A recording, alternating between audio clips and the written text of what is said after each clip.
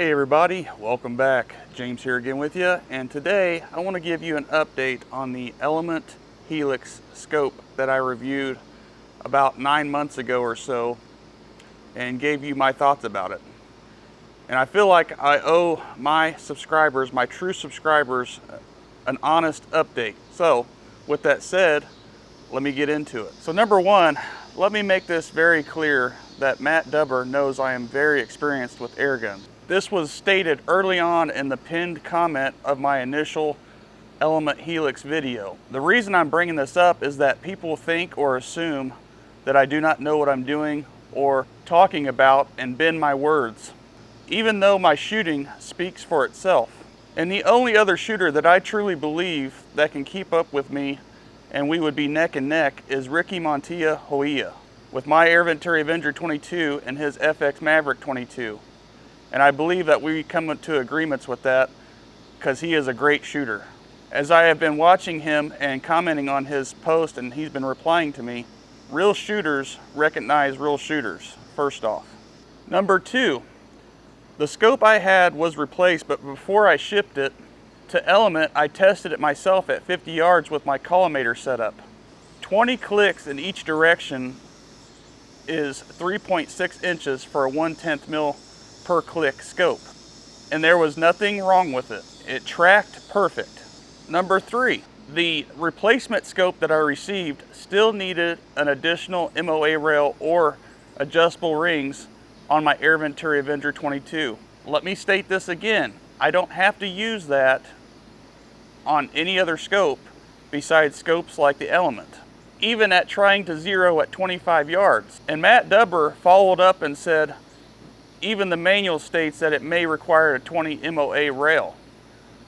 Well, the thing is, guys, it does not state that anywhere in the product description or the specifications as I recommended to him. And who really actually downloads a manual for something before it's even purchased, especially from an outside vendor besides Element Optics website?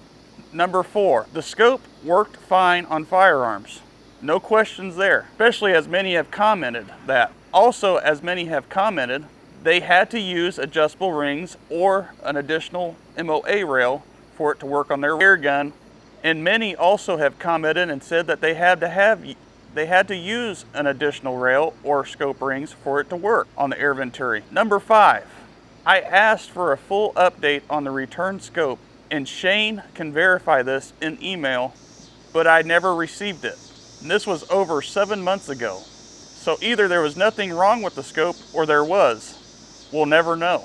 And that is why I felt like it wasn't worth an update video. Since then, I traded the Element Helix to keep the channel fresh with other items instead of using one item that relies on other items when I typically don't have to do that with other scopes. From shooting pellets or slugs at high velocity or low velocity. And if you followed along on both of my channels, then you know exactly what I'm talking about. Using budget scopes and budget mounting hardware. And if these scopes are doing their job for you, then awesome.